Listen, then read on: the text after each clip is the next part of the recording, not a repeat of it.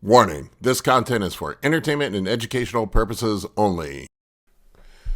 All right, next question here is from Peter H. Peter asks, what compounds pair the best with testosterone and HGH during a health-focused TRT phase between cycles? Nothing. You're still in cycle if you're doing that.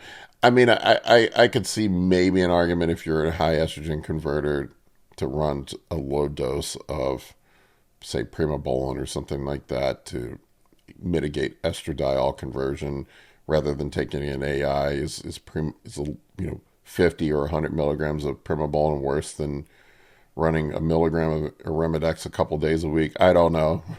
Maybe not.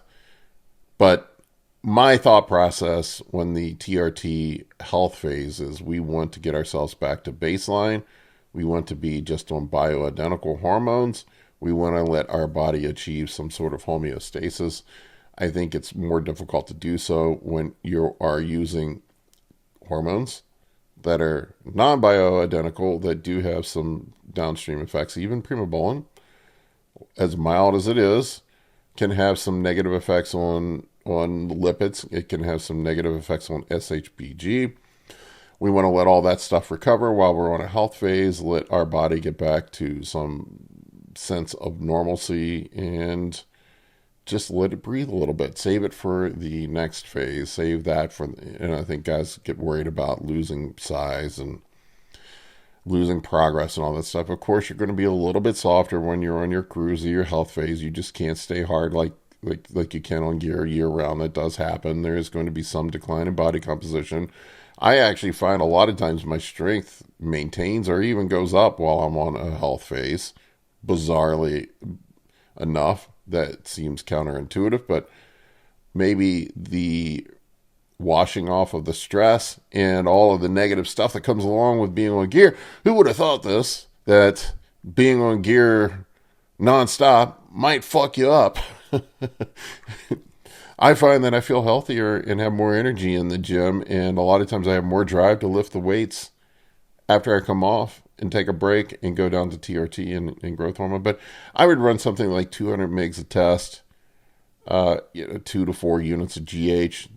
Those are essentially replacement doses. Fuck, I've been on 300 milligrams or less of testosterone for the last year.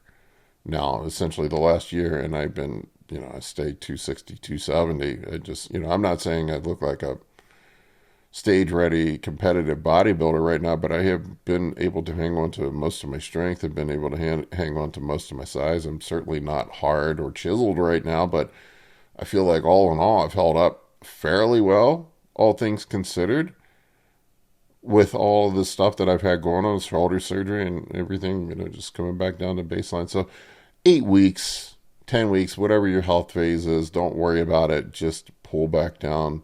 Just commit to being on hormone replacement only. Let your body breathe. Let yourself get back to some sort of baseline. Let your blood markers get back to normal, and then have your body fresh, ready to go for another push. That would be my advice.